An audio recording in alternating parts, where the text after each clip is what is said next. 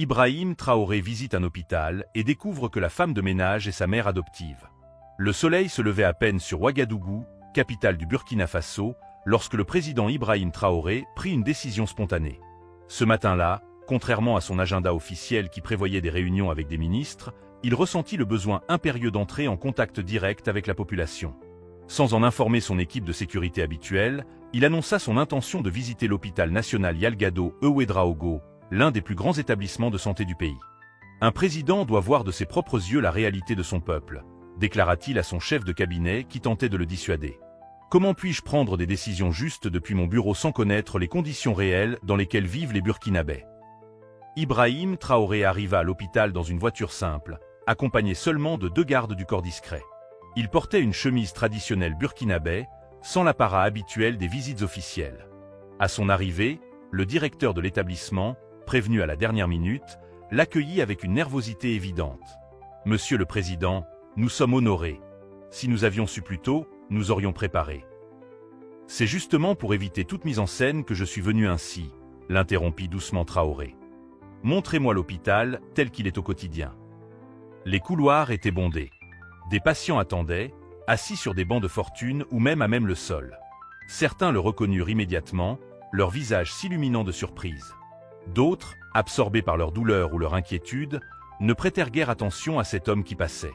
Ibrahim s'arrêta plusieurs fois, s'accroupissant pour parler à une mère tenant son enfant fiévreux, serrant la main d'un vieil homme dont les yeux s'embuèrent de larmes à la reconnaissance de son président. « Nous sommes avec vous », répétait-il à chaque personne, « nous travaillons pour améliorer tout cela. » Mais son regard ne pouvait ignorer la réalité crue qui l'entourait, matériel médical vétuste, médicaments insuffisants, personnel débordé. La peinture s'écaillait des murs, des gouttes d'eau tombaient du plafond à certains endroits, formant de petites flaques sur le sol carrelé. Le docteur Ouattara, chef du service de pédiatrie, finit par se joindre à la visite. C'était un homme d'une 50aine d'années, au visage marqué par la fatigue, mais dont les yeux brillaient encore d'une détermination inébranlable. « Monsieur le Président, accepteriez-vous de visiter notre unité de soins intensifs? C'est là que nous accueillons les cas les plus graves, et aussi là que nos besoins sont les plus urgents. » Traoré acquiesça, suivant le médecin à travers un dédale de couloirs. Ils tournèrent à un angle et soudain, le président sentit son pied glisser sur une surface mouillée. Il vacilla légèrement, retrouvant son équilibre de justesse. « Attention, le sol vient d'être nettoyé », prévint une voix féminine. Ibrahim se tourna et aperçut une femme d'un certain âge, vêtue d'une blouse bleue défraîchie, tenant un seau et une serpillière. Elle gardait la tête baissée, visiblement gênée d'avoir presque causé la chute du président. « Veuillez m'excuser, monsieur », dit-elle doucement, sans lever les yeux. « Ce n'est rien, madame. C'est moi qui ne regardais pas où je marchais, » répondit-il avec bienveillance. Il allait poursuivre son chemin quand quelque chose dans la posture de cette femme, dans le timbre de sa voix peut-être, éveilla en lui une sensation étrange. Un frisson imperceptible parcourut son échine.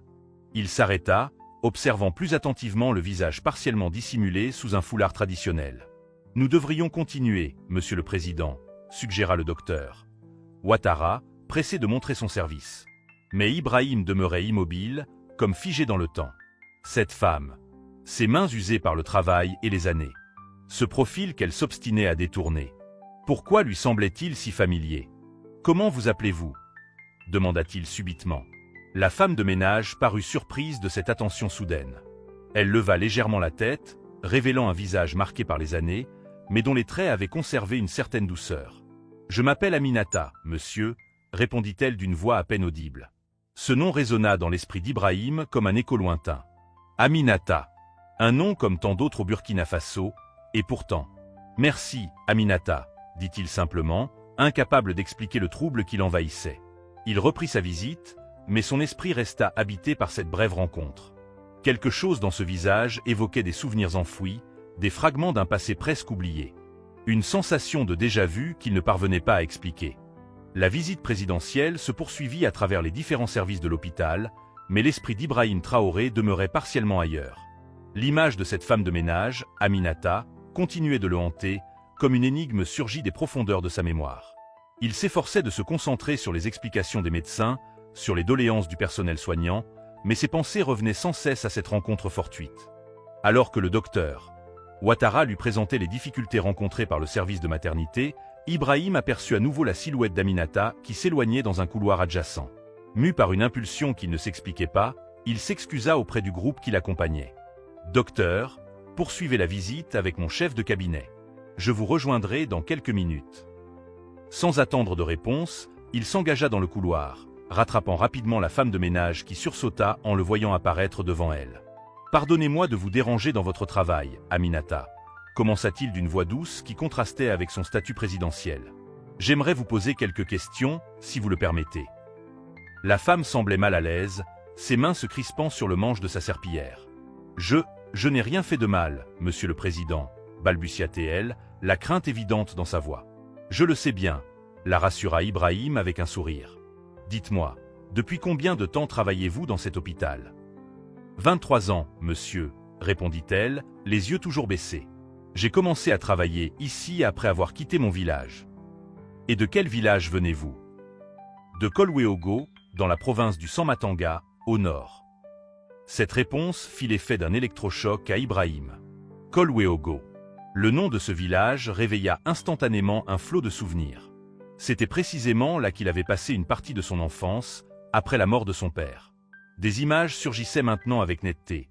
Des maisons en terre battue, l'odeur du mil qui cuisait, les chants des femmes au puits. « Connaissiez-vous une femme nommée Fatimata dans ce village ?» demanda-t-il, le cœur battant. À l'évocation de ce nom, Aminata releva la tête, ses yeux rencontrant pour la première fois ceux du président. Son regard exprimait une émotion profonde, un mélange de surprise et de reconnaissance. « Fatimata » murmura-t-elle. « Oui, je la connaissais bien. C'était votre mère biologique. » Ibrahim sentit sa gorge se nouer. « Vous nous connaissiez donc, ma mère et moi. » Aminata hocha lentement la tête, et des larmes commencèrent à perler au coin de ses yeux. « Je vous ai connu quand vous n'étiez encore qu'un petit garçon, Ibrahim. Vous aviez à peine 5 ans lorsque votre père est décédé. » Un silence chargé d'émotions s'installa entre eux. Dans ce couloir d'hôpital anonyme, le temps semblait suspendu. Les bruits environnants, appels d'infirmières, annonces au haut-parleurs, conversations, paraissaient soudain lointains, comme appartenant à une autre réalité. « Aminata, » reprit finalement Ibrahim d'une voix à peine audible, « étiez-vous proche de ma famille ?» La femme essuya une larme du revers de sa main, puis répondit simplement « J'étais plus qu'une voisine, Ibrahim. Mais peut-être n'est-ce pas le lieu pour parler de ces choses. » Ibrahim comprit qu'elle avait raison. Ce couloir d'hôpital, où il pouvait être interrompu à tout moment, n'était pas l'endroit approprié pour déterrer des souvenirs aussi personnels. Pourtant, il ne pouvait se résoudre à laisser cette conversation en suspens. « Où habitez-vous maintenant, Aminata ?»« Dans le quartier de Dapoya, monsieur. Une petite maison que je partage avec ma nièce. »« Je viendrai vous voir, » décida Ibrahim. « Demain, si vous le permettez. Nous pourrons parler plus longuement. » Aminata parut surprise par cette proposition. « Vous viendriez chez moi? Mais ce n'est qu'une modeste demeure, pas digne d'un président. »« Ce n'est pas le président qui viendra, Aminata, » répondit doucement Ibrahim. « C'est l'enfant de Kolweogo qui souhaite retrouver son passé. » Sur ces mots, il dut rejoindre le groupe officiel qui poursuivait la visite. Mais son esprit était définitivement ailleurs. Alors qu'il écoutait d'une oreille distraite les explications sur le manque chronique d'antibiotiques et de matériel chirurgical, une seule question occupait ses pensées. Quel rôle cette femme avait-elle joué dans sa vie? Pourquoi son visage lui semblait-il à la fois si familier et si mystérieusement important? De retour au palais présidentiel en fin de journée, Ibrahim annula tous ses rendez-vous de la soirée. Il s'enferma dans son bureau et sortit un vieil album photo, l'un des rares objets personnels qu'il avait conservé au fil de ses nombreux déplacements, de sa carrière militaire et de son accession au pouvoir. Les photographies jaunies montraient une femme au sourire doux, sa mère Fatimata, tenant un petit garçon par la main. Sur d'autres clichés, on apercevait le village, les cases rondes, les arbres immenses sous lesquels les anciens se réunissaient. Mais nulle part Ibrahim ne voyait le visage d'Aminata. Il appela son aide de camp. « J'ai besoin que vous retrouviez toutes les informations disponibles sur une femme nommée Aminata, originaire de Kolweogo, qui travaille comme femme de ménage à l'hôpital Yalgado. » Discrétion absolue sur cette demande. Cette nuit-là, Ibrahim dormit mal. Des fragments de souvenirs d'enfance revenaient par bribes, comme les pièces éparses d'un puzzle incomplet. Il revoyait une femme qui lui chantait des berceuses, qui soignait ses genoux écorchés, qui lui racontait des contes à la lueur d'une lampe à pétrole. Était-ce sa mère? Était-ce Aminata? Les visages se superposaient, se confondaient dans la brume du passé. Le lendemain matin, Ibrahim Traoré se réveilla avant l'aube. Il avait pris sa décision. Il irait voir Aminata, non pas avec le protocole présidentiel, mais comme un homme ordinaire en quête de son histoire. Son aide de camp lui avait apporté un dossier contenant quelques informations basiques. Aminata Ouedraogo, 63 ans, veuve, employée à l'hôpital depuis 1998, résidant effectivement dans le quartier populaire de Dapoya. Rien d'extraordinaire dans ce parcours, sinon une constance remarquable dans un même emploi modeste. Il se prépara sobrement, optant pour une tenue civile discrète, un pantalon sombre et une chemise simple. Seul son chauffeur et un agent de sécurité l'accompagneraient, sans les sirènes et les escortes habituelles. « Monsieur le Président », intervint son chef de cabinet quand il apprit ce projet, « permettez-moi de vous rappeler que vous avez une visioconférence avec le président du Ghana à 11 h. »« Reportez-la », répondit simplement Ibrahim. « Dites-lui que j'ai une affaire personnelle urgente. » La voiture présidentielle, dépouillée de tout signe distinctif, s'engagea dans les rues encombrées de Ouagadougou. Les embouteillages matinaux, les vendeurs ambulants, les écoliers en uniforme. Ibrahim observait cette vie quotidienne dont son statut l'avait progressivement éloigné. À travers la vitre teintée, il redécouvrait sa ville, sa réalité brute et authentique. Ils arrivèrent finalement dans le quartier de Dapoya, un dédale de ruelles étroites et de maisons modestes. Le chauffeur ralentit à l'approche d'une habitation en parpaing peinte en jaune pâle, avec un petit jardin où séchait du linge. « C'est ici, monsieur », annonça l'agent de sécurité qui avait repéré l'adresse. « Attendez-moi dans la voiture », ordonna Ibrahim. « Je souhaite y aller seul. » Il poussa le portail métallique qui émit un grincement et s'avança dans la cour. Une jeune femme lavait des ustensiles de cuisine près d'un robinet extérieur. Elle se figea en reconnaissant le visiteur. « Bonjour », dit simplement Ibrahim. « Je cherche Madame Aminata Ouedraogo. » La jeune femme, trop stupéfaite pour parler, pointa du doigt la porte entr'ouverte de la maison. Ibrahim la remercia d'un signe de tête et se dirigea vers l'entrée. Il frappa doucement contre le battant. « Entrez », répondit une voix familière. L'intérieur était modeste, mais impeccablement tenu. Des meubles simples, quelques photographies encadrées, des tissus colorés sur les fauteuils. L'atmosphère respirait la dignité malgré la simplicité des lieux. Aminata était assise près de la fenêtre, vêtue d'un boubou traditionnel aux motifs ocre et bleu. Elle ne sembla pas surprise de voir Ibrahim. « Je vous attendais », dit-elle simplement. « J'ai préparé du thé. » Ibrahim s'assit face à elle, dans un silence chargé d'émotion. Par la fenêtre ouverte, on entendait les bruits du quartier qui s'éveillaient. Voix d'enfant, moteur de mobilette, chant d'un vendeur ambulant. « Aminata », commença enfin Ibrahim, « depuis hier, je ne cesse de penser à notre rencontre. Il y a quelque chose dans votre visage qui me semble familier, comme un souvenir que je n'arrive pas à saisir complètement. » La vieille femme versa le thé dans 2 petits verres, ses gestes empreints d'une grâce tranquille. « Les enfants oublient souvent, » dit-elle doucement. « C'est normal. Mais parfois, le cœur se souvient de ce que l'esprit a oublié. » Elle se leva lentement, se dirigea vers une petite commode et en sortit une boîte en bois usée par le temps. Elle l'ouvrit et en extraya un objet qu'elle tendit à Ibrahim. Un petit bracelet d'enfant fait de perles colorées et de cauris. « Vous portiez ceci autour du poignet, » murmura-t-elle. « C'était un cadeau de votre mère Fatimata. Elle l'avait fait bénir par le marabout du village pour vous protéger. » Ibrahim prit le bracelet dans ses mains, comme une relique sacrée. Des images se bousculèrent soudain dans sa tête. Lui-même, enfant, jouant avec ses perles, les comptant une à une pour s'endormir. « Comment avez-vous ce bracelet » demanda-t-il, la voix enrouée par l'émotion. Aminata prit une profonde inspiration, comme pour rassembler son courage. « Quand votre mère Fatimata est tombée gravement malade, j'étais sa voisine et son amie la plus proche. J'avais perdu mon mari l'année précédente, et nous nous soutenions mutuellement dans nos épreuves.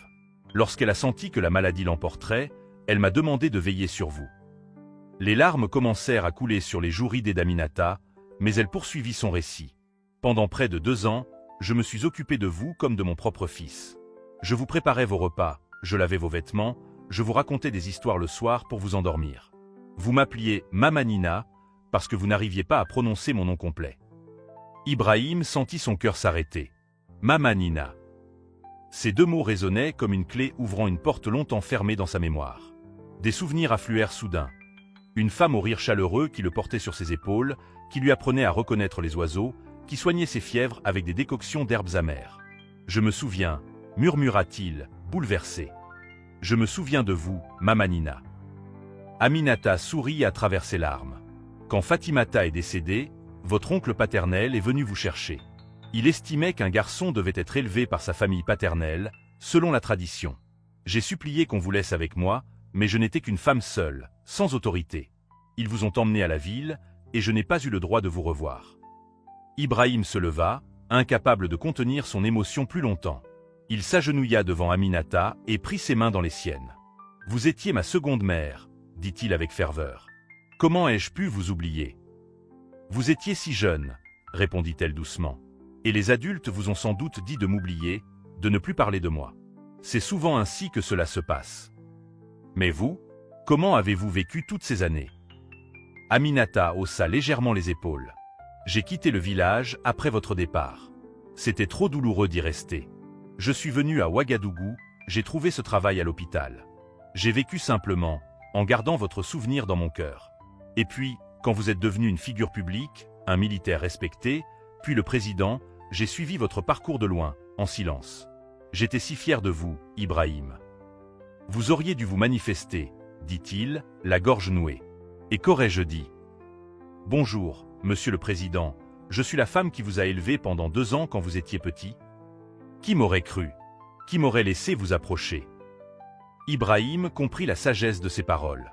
Le protocole, les barrières de sécurité, la distance que le pouvoir instaurait inévitablement, tout cela aurait effectivement rendu impossible une telle démarche.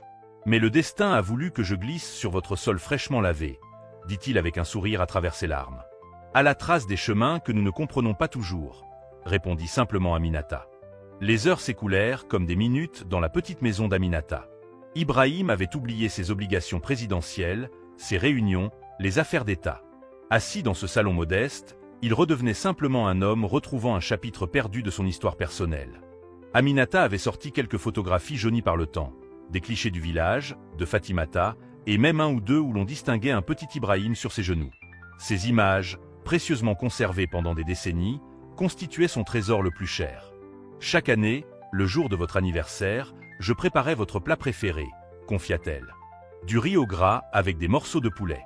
Je le partageais avec des enfants du quartier, en priant pour votre santé et votre bonheur. Ibrahim était profondément ému par cette fidélité silencieuse.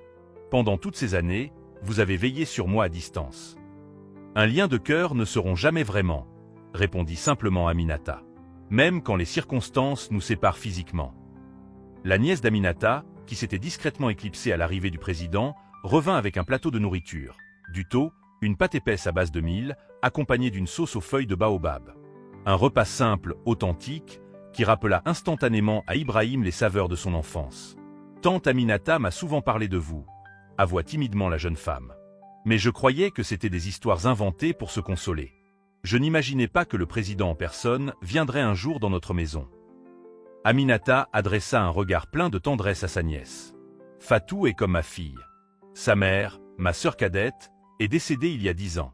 Nous nous soutenons mutuellement. » Ibrahim se tourna vers la jeune femme. « Fatou, sachez que votre tante a été pour moi une seconde mère, même si je l'avais oubliée. Elle a veillé sur moi quand j'étais vulnérable, elle m'a donné de l'amour quand j'en avais le plus besoin. » Ils partagèrent ce repas dans une atmosphère empreinte d'émotion et de simplicité. Ibrahim écoutait Aminata lui raconter des anecdotes de son enfance. Comment il était tombé dans le puits peu profond du village et avait été sauvé par un voisin. Comment il adorait imiter le chant du coq au petit matin. Comment elle s'endormait toujours en serrant contre lui une petite couverture bleue. Chaque détail ravivait des fragments de mémoire, reconstituant progressivement la mosaïque de ses premières années. C'était comme si une partie de lui-même, longtemps perdue, lui était soudain restituée. « Vous souvenez-vous des contes que je vous racontais » demanda Aminata. « L'histoire du lièvre qui trompait l'hyène » répondit spontanément Ibrahim, surpris lui-même par cette résurgence de mémoire. « Je vous demandais toujours celle-là. » Le visage d'Aminata s'illumina. « Vous vous en souvenez. Vous insistiez pour l'entendre presque chaque soir, même quand vous la connaissiez par cœur. » Ibrahim sourit, savourant cette connexion retrouvée avec son passé. Puis, son expression devint plus grave. « Aminata, pourquoi avez-vous continué à travailler comme femme de ménage toutes ces années? N'auriez-vous pas pu trouver un emploi moins pénible ?» La vieille femme haussa légèrement les épaules. « Le travail honnête n'est jamais déshonorant, Ibrahim. J'ai élevé ma nièce, j'ai pu envoyer de l'argent au village pour aider ma famille. Je n'ai pas eu besoin de tendre la main. Et puis, nettoyer un hôpital, c'est aussi une façon d'aider les malades, à ma manière. » Cette dignité simple toucha profondément Ibrahim. Lui qui avait connu l'ascension militaire, les honneurs, le pouvoir suprême, se trouvait face à une leçon d'humilité et de noblesse d'âme. « Je voudrais faire quelque chose pour vous, » dit-il avec ferveur. « Vous ne devriez plus avoir à travailler si durement à votre âge. » Aminata le regarda avec une expression sereine. « Vous êtes venu à moi. Vous m'avez reconnu. Vous vous souvenez. C'est déjà le plus beau cadeau que je pouvais espérer. » Ibrahim secoua la tête, ému mais déterminé. « Non, cela ne suffit pas. J'ai une dette envers vous, Mama Nina. Une dette de fils à mère. » Il réfléchit un instant, puis ajouta « Je ne veux pas vous imposer un changement de vie qui vous déstabiliserait. Mais permettez-moi au moins d'améliorer votre quotidien, de vous offrir une retraite digne, des soins médicaux appropriés. Et je voudrais que vous puissiez me raconter encore ces histoires de mon enfance, que vous me parliez de ma mère Fatimata. J'ai tant à réapprendre, tant à redécouvrir. » Aminata le considéra longuement, ses yeux emplis d'une sagesse tranquille. « Si c'est votre souhait, je l'accepte. Mais je ne veux pas de luxe, Ibrahim. Juste assez pour vivre en paix avec Fatou, et peut-être pouvoir retourner parfois au village pour y retrouver mes racines. » Ibrahim acquiesça, comprenant parfaitement cette modération. Il se leva et, dans un geste spontané, enlaça cette femme qui avait été sa seconde mère. Le parfum de son boubou, un mélange de beurre de karité et d'encens, éveilla en lui une cascade de souvenirs olfactifs. C'était l'odeur de son enfance, l'odeur de la sécurité et de l'amour maternel. Lorsqu'il quitta finalement la maison d'Aminata, le soleil commençait à décliner. Son chauffeur et son garde du corps, inquiets de cette longue absence, se redressèrent à son approche. « Tout va bien, monsieur le président ?» demanda l'agent de sécurité. Ibrahim regarda une dernière fois la modeste maison jaune, où Aminata et Fatou se tenaient sur le seuil pour le saluer. « Mieux que jamais, » répondit-il simplement. « J'ai retrouvé une partie de moi-même aujourd'hui. » De retour au palais présidentiel, Ibrahim s'isola dans son bureau. Les appels manqués, les dossiers urgents, les messages diplomatiques. Tout cela semblait soudain secondaire face à l'importance de la révélation personnelle qu'il venait de vivre. Il appela son secrétaire particulier. « Je veux créer une fondation », annonça-t-il. « Une fondation qui honorera les femmes comme Aminata Ouedraogo. Celles qui élèvent, soignent, soutiennent, souvent dans l'ombre et sans reconnaissance. » « Une excellente initiative, monsieur le président », approuva le secrétaire en prenant des notes. « Comment souhaitez-vous nommer cette fondation ?» Ibrahim réfléchit un instant. « Racines du cœur », répondit-il enfin. « Car ce sont ces femmes qui nourrissent les racines invisibles de notre société. » Cette nuit-là, Ibrahim dormit d'un sommeil profond et paisible, comme il n'en avait pas connu depuis des années. Dans ses rêves, il revit le village de son enfance, le sourire de sa mère Fatimata, et les mains protectrices d'Aminata qui guidaient ses premiers pas dans la vie. 3 semaines s'étaient écoulées depuis les retrouvailles entre Ibrahim Traoré et Aminata. Durant cette période, le président avait fait aménager pour elle et sa nièce Fatou une maison confortable dans un quartier résidentiel de Ouagadougou. Rien d'ostentatoire qui aurait mis mal à l'aise l'humble femme, mais une demeure digne et spacieuse où elle pourrait vivre ses vieux jours dans la sérénité. Ibrahim avait également organisé pour Aminata une retraite anticipée de l'hôpital, avec une pension généreuse qui lui permettrait, ainsi qu'à Fatou, de ne plus jamais connaître les difficultés matérielles. La directrice des ressources humaines de l'établissement, d'abord stupéfaite par cette demande présidentielle concernant une simple femme de ménage, avait rapidement compris qu'il s'agissait d'une affaire personnelle et avait traité le dossier avec la plus grande diligence. Mais Ibrahim voulait faire plus. Ce matin-là, une voiture officielle vint chercher Aminata et Fatou à leur nouveau domicile. La vieille femme, vêtue de son plus beau boubou aux couleurs du Burkina Faso, semblait nerveuse. « Où m'emmenez-vous » demanda-t-elle au chauffeur. « Au palais présidentiel, madame » répondit-il respectueusement. « Le président vous attend. » Fatou serra la main de sa tante. « Ne t'inquiète pas, tantine.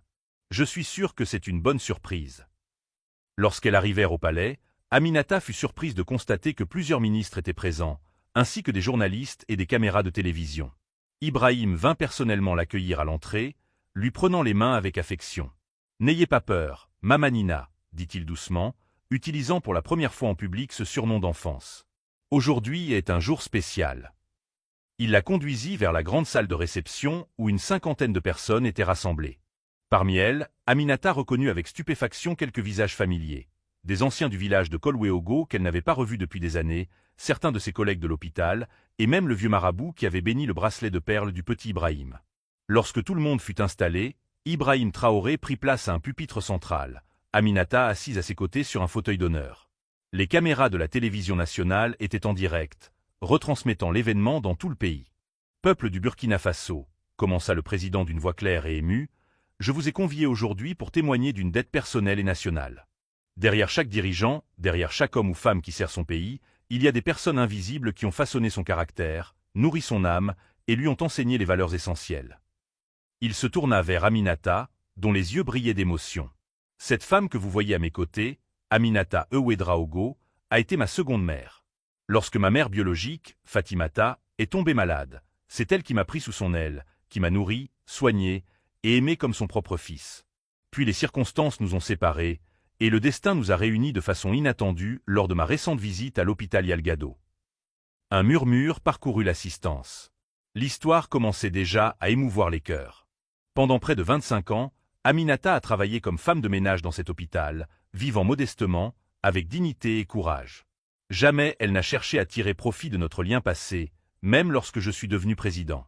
C'est cette humilité, cette grandeur d'âme que je veux honorer aujourd'hui, non seulement en son nom, mais au nom de toutes ces femmes anonymes qui, à travers notre pays, élèvent, soutiennent et construisent l'avenir dans l'ombre. Ibrahim dévoila alors une plaque commémorative où était gravé le nom d'Aminata, ainsi qu'un texte célébrant son dévouement maternel et sa contribution silencieuse à la nation. Puis il lui remit officiellement les clés de sa nouvelle maison, ainsi qu'un document attestant de la création d'une pension à vie. Mais ce n'est pas tout, poursuivit-il. En hommage à Aminata et à toutes les mères adoptives, officielles ou officieuses, qui prennent soin des enfants vulnérables dans notre pays, j'annonce aujourd'hui la création de la Fondation Racines du Cœur. Cette institution aura pour mission de soutenir les femmes qui élèvent des enfants orphelins ou en situation difficile, de leur offrir des ressources matérielles, mais aussi une reconnaissance sociale pour leur contribution fondamentale à notre société. Les applaudissements retentirent dans la salle. Le visage d'Aminata était baigné de larmes silencieuses. Ibrahim l'invita alors à prendre la parole. D'abord hésitante, intimidée par ses micros et ses caméras, la vieille femme finit par se lever, ajustant son foulard traditionnel avec dignité. « Je n'ai pas les mots des gens instruits », commença-t-elle d'une voix douce mais ferme. « Je veux simplement dire que l'amour ne connaît pas de frontières. Quand j'ai pris soin du petit Ibrahim, je n'ai pas pensé à l'avenir, je n'ai pas imaginé qu'il deviendrait un jour le président.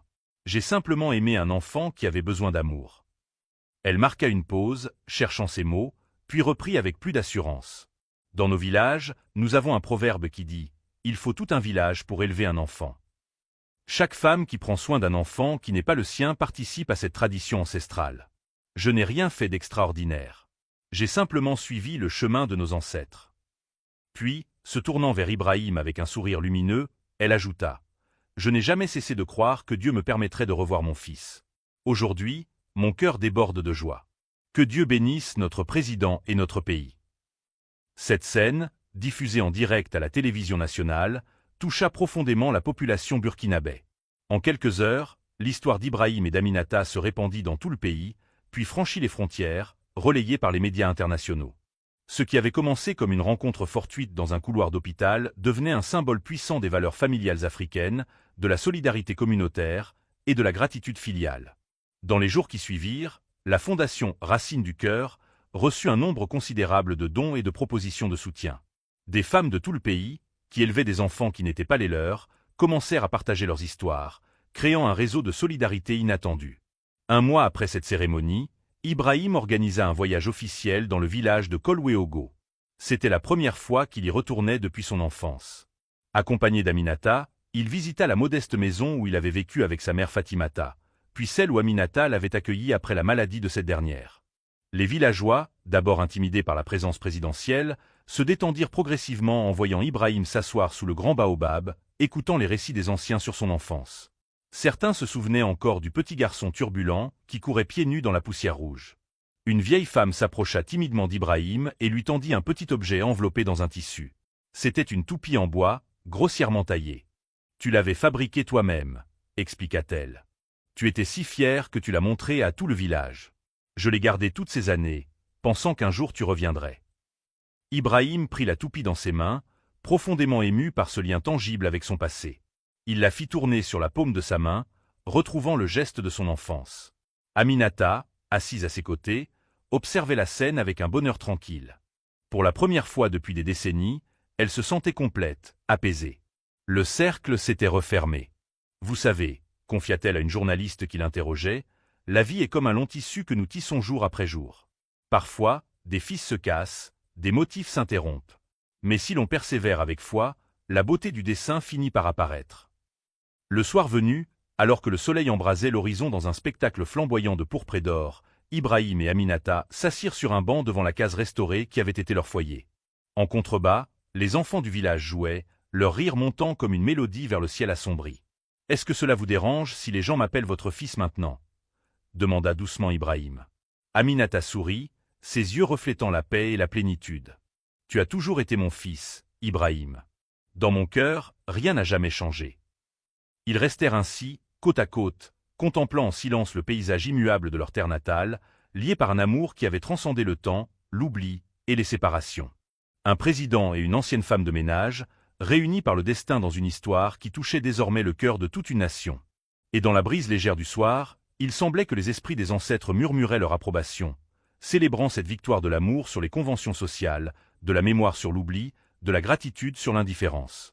L'histoire d'Ibrahim et d'Aminata deviendrait bientôt une légende moderne du Burkina Faso, enseignée dans les écoles comme un exemple de la beauté des liens humains qui transcendent les barrières sociales et du pouvoir transformateur de la reconnaissance. Car, comme le disait souvent Aminata désormais, avec la sagesse simple qui était la sienne, ce n'est pas le pouvoir qui fait la grandeur d'un homme, mais sa capacité à reconnaître ceux qui l'ont aidé à se tenir debout.